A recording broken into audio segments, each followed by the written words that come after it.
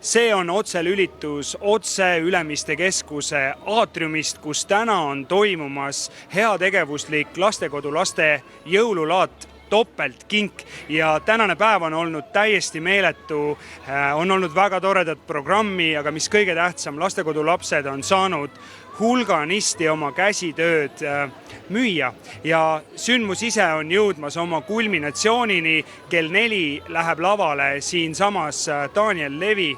Nii et kes on lähedal, siis praegu veel võib hakata julgelt siia poole sõitma, et jõuate õigeks ajaks kohale.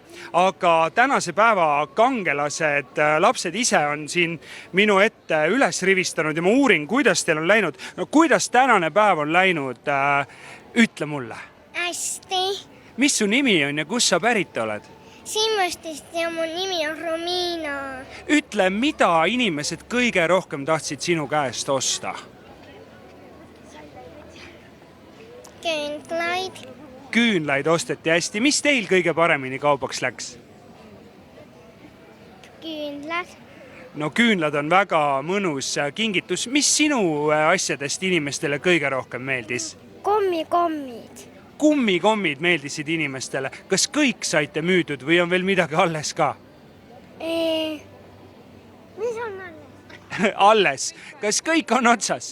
No tundub, et kõik on ikkagi müüdud, aga räägime, mina olen Kaidar. Kuidas teie nimi on ja kust te olete pärit? Mina olen Liis ja Siimustist. No mulle tundub, et lastel läks tänane päev ikkagi nagu super hästi, et suurem osa kaubast on otsas. Ja enamus on otsas juba, mõned asjakesed on veel üksikud.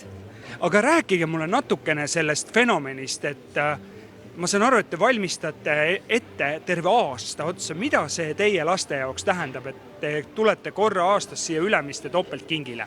No, see annab võimaluse õppida rahaga ümber käima, et planeerida, mida müüd, sest kõik asjad, mis nad müüvad, saavad endale taskurahaks ja nii palju kui vaeva viitsid näha, nii palju ka tasu saad.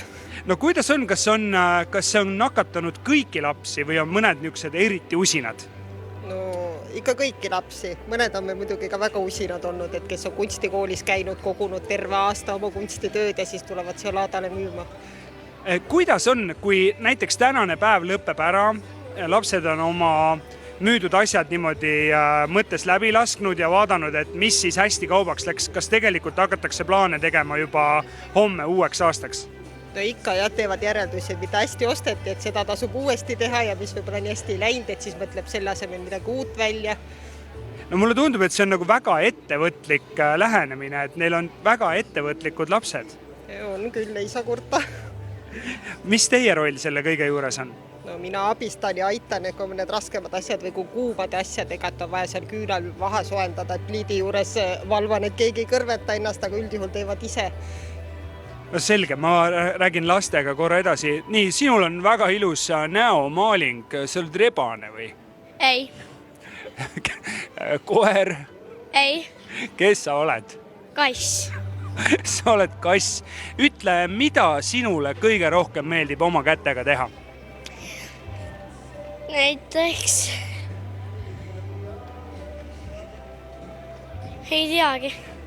Ei teagi, aga ütle, mida sina teed selle raha eest, mida sina täna siin laadal oled teeninud? Kogun omale ühe asja, oma asja peale raha. Sul on mingi oma asi, mille jaoks sa kogud, see on väga tubli. Nii, aga vaatame siin tahapool ka. Siin on tüdrukud roheliste särkidega, nii ärge põgenege. Tere, saame tuttavaks, ma olen Kaidar. Tere. Kuidas sinu nimi on ja kus sa pärit oled? Tartust. Ütle, mis teil kõige paremini täna kaubaks läks? Kaubast läks niimoodi, et meil on hästi palju asju, mida me ise valmistame ja ise valmistame, ise müüme. Ma tegin esimest korda, see on 12. aasta tuleb ja igasugust asju, mida me ise valmistame, ise teeme ja lihtsalt me võib-olla hea tegevus, võib-olla isegi kui midagi on, siis saad isegi liituda meiega. Ütle, mida teie siit peale selle, et te saate taskuraha veel saate? Saame veel kogemusi, et kuidas nagu inimestega suhelda nagu need, kes ostavad, siis me saame nagu edasi tulevikus plaane, kuidas nagu töökohtadel nagu suhelda inimestega ja saame hea tuju, kui me lõpuks koju lähme. Mulle tundub, et hea tuju on juba praegu käes. no see küll, aga varsti saab see hea tuju läbi, pead sõitma tagasi ja siis tulla järgmine aasta tagasi. Ütle, mida inimesed teie käest küsivad? Nad küsivad ilmselt palju maksab ja millest sa tegid, aga mida nad veel küsivad? No ta on küsinud, näiteks üks klient küsis täna, et kus me pärit oleme, nagu kui palju lapsi meil seal asenduskodus on ja nagu mida me vabal ajal kõik teeme ja kuhu me selle nagu saadud raha, nagu kuhu me lähme. Siis meie vastasime, me oleme nagu reisile ja igasuguseid erinevaid asju tegema. Teie olete juba päris suur tüdruk, ma vaatan. Mis roll teil selle kõige juures on?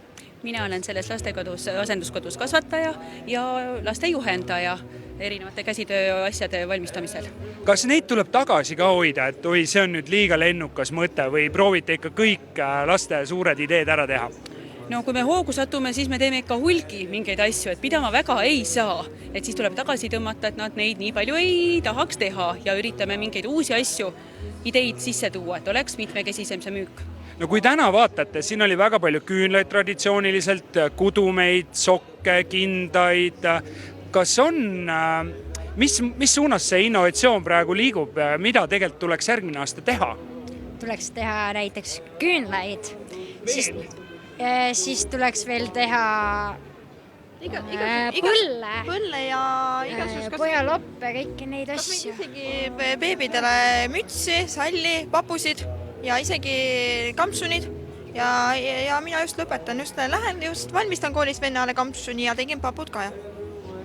Siin on lihtsalt ainult võtta kätte, siin on nii palju toredaid mõtteid lastel. Nii, aga siin on veel üks suur tüdruk. Kellega teie koos siia olete tulnud? Mina olen tulnud nende lastega, meie oleme Pärnust. Ahaa, tere Pärnu, võite oma sõpru tervitada, et me oleme otse eetris. Nii. Tere. Mis teil täna kõige paremini läks ja mida te ise saite? Erinevaid saviasju oleme müünud ja me oleme saanud väga palju emotsioone. Kuidas sinul on? Hästi. Öelge, mida selline laad, selline sündmus laste hingele annab? Ma arvan, et see annab meeletu emotsiooni, selle mälestuse ja selle ühise koosolemise aja, et see vist ongi see kõige suurem, et see päev, kus ei ole neid tavapäraseid kohustusi, ei ole kooli õppimist, me lihtsalt läheme, me oleme hoopis teises keskkonnas, et see on see kõige suurem väärtus. Kas siis, kui koju sõidate või tuleb see hommik, kas siis vaatad oma nendele sõpradele ja kellega sa iga päev koos elad ja õpid ja töötad hoopis teise pilguga otsa ka? Ma küsin teilt kõigepealt, ma küsin ka lastelt ja siis ma küsin teilt. Ei. Kas suhted lähevad paremaks pärast sellist laadapäeva? Natukene. Jaa. Nagu rõõmsamaks.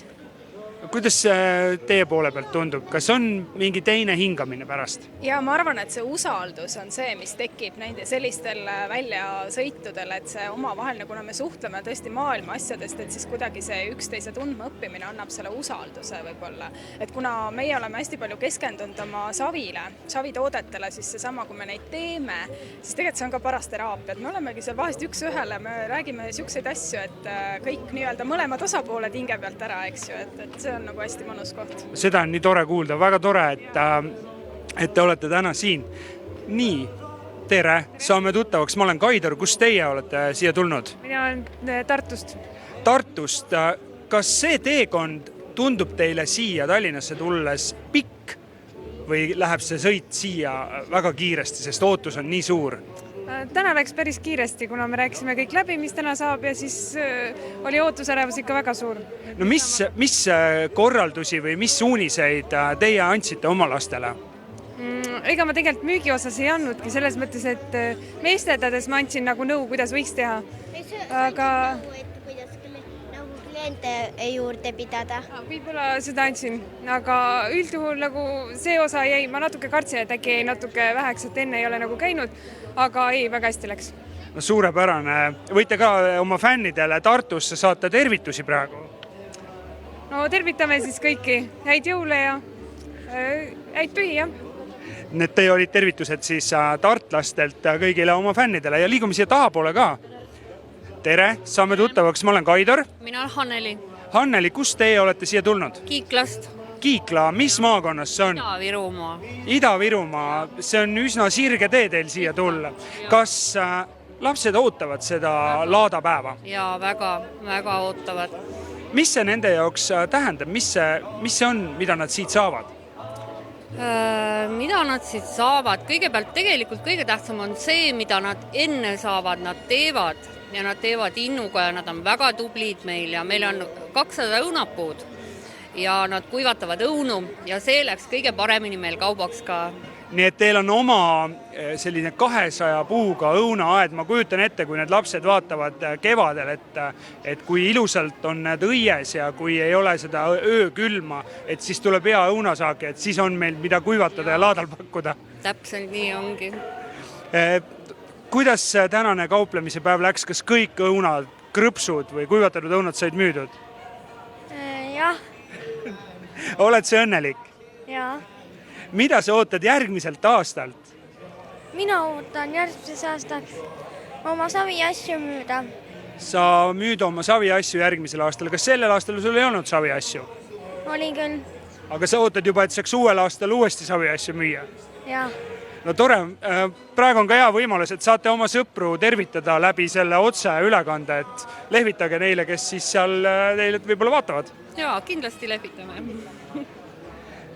Nii, sellised on emotsioonid. Ma väga tänan teid, see oli suurepärane ja tegelikult ma pean ütlema või ma saan öelda, et laadapäev ei ole veel sugugi läbi, et kõik, kes meid vaatavad ja on Ülemiste keskuse vahetus läheduses või natuke kaugemalt, et siis tegelikult jõuab veel siia tulla, sest et kohe läheb lavale Daniel Levi ja ilmselt on võimalik veel kingikotti üht-teist siit ka laadalt leida. Aga vaatame, mis Daniel Levi teeb. Nii, siin see süsteem meil toimib. Daniel on juba harjutab, õpib pilli mängima. Kas sul on kitarrimäng juba selgeks saanud? Nii, see on kitarr ja siin on 6 keelt ja ma siin umbes 20 aastat olen harjutanud seda pillimängu, nii et hakkab vaikselt, esimesed tuurid hakkavad selgeks saama. Ütle, sul on jõulude ajal muusikuna ilmselt tegemist ja esinemisi nii, et vähe pole. Mis tunnetega sa täna siin heategevuskontsertil oled? Jõulude ajal on, see on nagu selline nii-öelda muusikute jaoks üks selliseid aegu, kus tõesti inimesed tahavad kuidagi, ma ei tea, kuidagi naudivad teistmoodi muusikat või suhestuvad kuidagi teistmoodi ja ma arvan, et sellepärast ka neid kontserte toimub ka nii palju kogu aeg jõulude ajal, aga minul endal isiklikult kui me saame kontserdil teha jõululugusid, siis on kuidagi eriti südamelähedamine, eriti armas, et meile alati kuidagi kogu bändile on alati meeldinud koos jõululugusid laulda. Ma ei tea, kas see on võib-olla meie siuke kiriklik taust või mingi see asi, mis võib-olla mõjutab mingil määral, aga jah, alati hästi kuidagi armas ja soe tunne on kuidagi jõululugusid teha. No täna on väga eriline päev, sellepärast et siin on lastekodu laste heategevuslik laat. Neid on tulnud üle Eesti 21 lastekodust. Nad kõik ootavad seda sinu kontserti. Mida sina ootad vastu?